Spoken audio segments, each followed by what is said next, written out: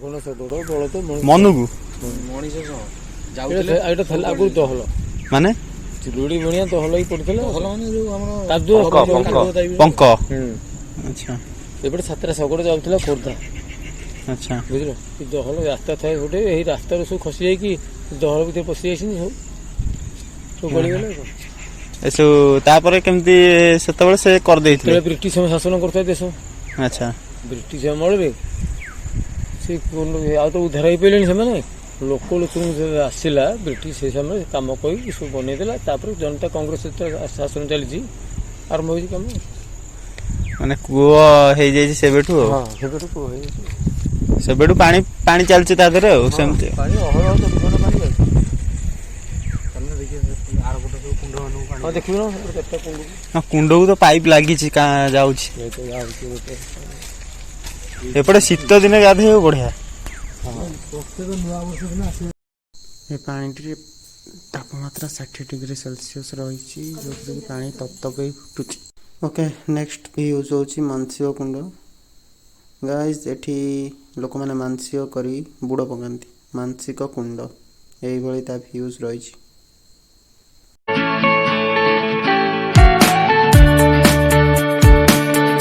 ଏହି ଚାବି ଦ୍ୱାରା ପାଣି ସପ୍ଲାଏ ହେଉଛି ମେନ୍ କୂଅରୁ କୁଣ୍ଡ ମାଧ୍ୟମ ଭିତରକୁ। ଏଇଟାରେ ମୋଟ 4ଟି କୁଣ୍ଡ ରହିଛି ଗାଧୋଇବା ପାଇଁ। ମାନସିକ କୁଣ୍ଡକୁ ଛାଡ଼ି ଦେଇ ଆଉ 4ଟି କୁଣ୍ଡ ରହିଛି, ଯେଉଁଟାକି ଆମେ ଚାଲନ୍ତୁ ଦେଖିବା। ପ୍ରଥମ କୁଣ୍ଡରେ ତାପମାତ୍ରା ସେଇ 60 ଡିଗ୍ରୀରୁ କମ୍ ଟିକେ ରହୁଛି, ବଟ୍ 50 ଡିଗ୍ରୀ ଏବଭ୍ ରହୁଛି ତାପମାତ୍ରା ଫାର୍ଷ୍ଟ ଆଉ ସେକେଣ୍ଡ କୁଣ୍ଡରେ। ତେଣୁ ଗାଧୋଇଲା ପୂର୍ବରୁ ଟିକେ ଦେଖି ଚାହିଁ ଗାଧାନ୍ତୁ। ଏଇଟା ଆସିଗଲା ପୁରୁଷ ସାଇଡ୍, ଯେଉଁପଟେ କି ପୁରୁଷମାନେ ଗାଧାନ୍ତି। ଏଇ ପ୍ରଥମ ଦ୍ୱିତୀୟ କୁଣ୍ଡରେ ପୁଅ ପିଲା ଗାଧାନ୍ତି। ତାପରେ ଆମେ ଯିବା ନେକ୍ସଟ ଆଉ 2ଟି କୁଣ୍ଡ ଦେଖିବାକୁ, ତୃତୀୟ ଚତୁର୍ଥ। ଫାର୍ଷ୍ଟ ସେକେଣ୍ଡ କୁଣ୍ଡରେ ଆମକୁ ଏତେ କ୍ଲିଅରଲି ପାଣି କେତେ ଗଭୀର ଅଛି ଜଣା ପଡ଼ୁନଥିଲା। ଏଇଟା ହେଲା ତୃତୀୟ କୁଣ୍ଡ। ଏପଟେ ମହିଳାମାନେ ଗାଧାନ୍ତି, ଯେଉଁମାନେ କି ଟେମ୍ପରେଚର ଅଧିକା ସମ୍ଭାଳି ପାରିବେ ନାହିଁ, ସେଥିପାଇଁ ଏ କୁଣ୍ଡ ହେଇଛି। ଏପଟେ ଟିକେ ପାଣି ଟେମ୍ପରେଚର କମିଯାଉଛି, 50 ଡିଗ୍ରୀରୁ ଆହୁରି ତଳକୁ ଖସି ଯାଇଛି ପାଣି ଏଠାରେ। ଏ ପାଣି ବି ଏତେ କ୍ଲିଅର ସଫା ଦେଖାଯାଉ ନାହିଁ। ଚାଲନ୍ତୁ ଦେଖିବା ଚତୁର୍ଥ କୁଣ୍ଡ। ଏଇଟା ହେଲା ତା ଚ୍ୟାନେଲ, ଯେଉଁଥିରେ କି ପାଣି ଦୁଇ ପଟକୁ ସପ୍ଲାଏ ହେଉଛି। ଚତୁର୍ଥ କୁଣ୍ଡଟି ବହୁତ କ୍ଲିଅର ଦେଖାଯାଉଛି। ଦେଖନ୍ତୁ ତଳ ପର୍ଯ୍ୟନ୍ତ ଦେଖାଯାଉଛି। ହାଇଟ୍ ତଳୁ ଉପର ଯାଇକି ପାଖାପାଖି 5 ଫୁଟ 6 ଇଞ୍ଚ 7 ଇଞ୍ଚ ଭଳିଆ ରହୁଛି କୁଣ୍ଡର ଗଭୀରତା। ଏଥିରେ ପାଣି ଗରମ ଅଛି, ବଟ୍ ଟିକେ ନର୍ମାଲ କଣ୍ଡିସନକୁ ରହିଲା ଭଳି, ଯେଉଁଥିରେ କି ଆପଣ ଚାହିଁଲେ ଏପଟେ ଗାଧୋଇ ପାରିବେ। ଏଇ ଜାଗାରେ ପାଣି ଦୁଇଟା ଯାକ ଦିଭାଗ ହେଇକି ଏପଟ କୁଣ୍ଡ ସେପଟ କୁଣ୍ଡକୁ ଯାଉଛି। ଦେଖନ୍ତୁ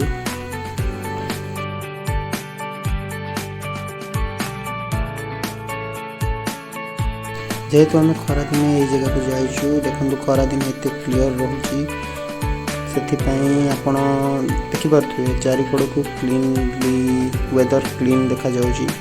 ଏଠାକୁ ଶୀତ ଦିନେ ଆସନ୍ତୁ ହଟ୍ ସ୍ପ୍ରିଙ୍ଗ ପାଇଁ ବେଟର ଅପସନ୍।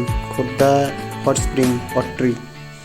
ଏଠାରେ ଗୋଟେ ମନ୍ଦିର ଅଛି, ଯେଉଁଟାକି କହନ୍ତି ହଟକେଶ୍ୱର ମନ୍ଦିର। ସେଠାରେ ଭଗବାନ ଶିବଙ୍କୁ ବିରାଜମାନ କରାଯାଇଛି। ଏଠାରେ ମାନସିକ କରି ଏ କୁଣ୍ଡରେ ଗାଧୋଇଲେ ମାନସିକ ପୂର୍ଣ୍ଣ ହୋଇଥାଏ। ଯେଉଁମାନଙ୍କର ମାନସିକ ରହିଥାଏ ସେମାନେ ମାନସିକ ପୂର୍ଣ୍ଣ ହେଲା ପରେ ଏଇ ମାନସିକ କୁଣ୍ଡରେ ଗାଧୋଇଥାନ୍ତି।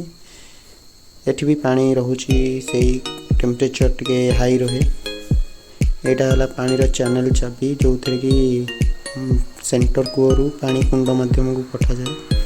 ଏଠାରେ ରହିବା ପାଇଁ ବ୍ୟବସ୍ଥା ରହିଛି ପାନ୍ଥଶାଳା। ଏଇଠି ହେଲେ ପାନ୍ଥଶାଳା। ଏଠାରେ ଯେଉଁମାନେ ପର୍ଯ୍ୟଟକ ଆସନ୍ତି, ଏଇଠାରେ ବ୍ୟାଗ୍ ରହିବା ପାଇଁ ଜାଗା ରହିଛି। ଏଠାରେ କ୍ଲିଅରଲି ଭ୍ୟୁ ସବୁ ରହୁଛି। ଏତେ କ୍ଲିନଲି ଆପଣ ଦେଖିପାରୁଥିବେ, ପୁରା କ୍ଲିନଲି ରହିଛି। ଲୋକ ଏଠାରେ ସବୁବେଳେ ଚଳପ୍ରଚଳ ରୁହନ୍ତି। ନନା ଏଠାରେ ଶୋଇଛନ୍ତି, ଦେଖନ୍ତୁ ସେଠୁ ଉଠି ଆସି ଏପଟେ ଶୋଇଛନ୍ତି। ଏଇଟା ହେଉଛି ସେଇ ପାନ୍ଥଶାଳା, ଯେଉଁଥିରେ କି ଲୋକମାନେ ଆସିକି ରହିବା ପାଇଁ ବ୍ୟବସ୍ଥା କରାଯାଇଛି। ଏହା ପାଇଁ ଟିକେଟ୍ କରାଯାଉଛି, ପାନ୍ଥଶାଳା ପାଇଁ ଟିକେଟ୍ ରହିଛି। ଆମେ ତ ଖରାଦିନେ ଆସିଛୁ, ଯେଉଁଥିରେ କି ଲୋକ ଏତେ ରୁହନ୍ତିନି, ଏଠି ଜଣାପଡ଼ୁନି ସେଥିପାଇଁ କେତେ କ'ଣ तार टिकेट रेटटा भी आपको जन देता ये झुलणी लगी बहुत मजारिया स्थान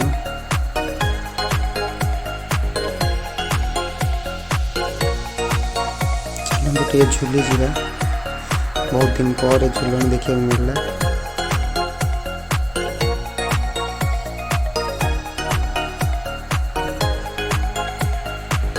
चारिकड़ को ये गोटे पाचेरी मध्यम घेरी रहा रही आग को चलते देखा आउ कौन भ्यूज रही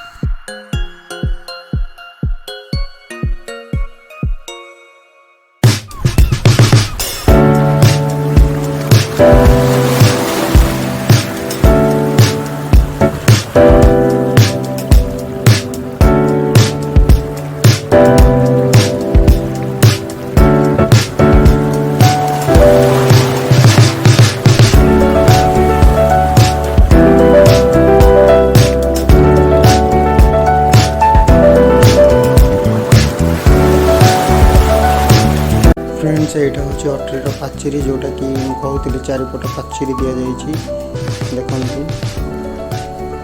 ये चारिकड़े भी बुलापी बढ़िया से प्लेस बनाई जो बुली पारे एपटे ट्रेन चैनल गोटे रही देखो क्लीयरली देखा जाऊँगी ट्रेन रे भी आसीपर ये जगह को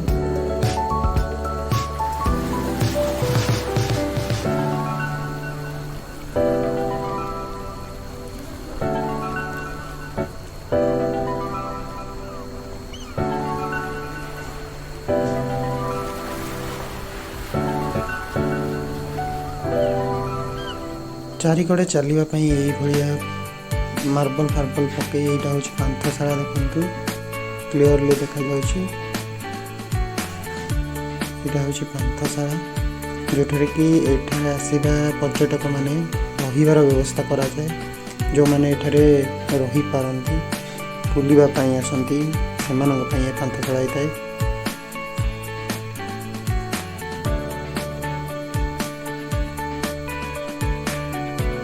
बड़ा क्लीनली व्यूज रही चलिकी बुलापी पूरा garden type like feel like parking park बुलला भाया लगे देखिपे व्यूज क्लीयर देखा जाए आपको चलतु टिके बुलीदवा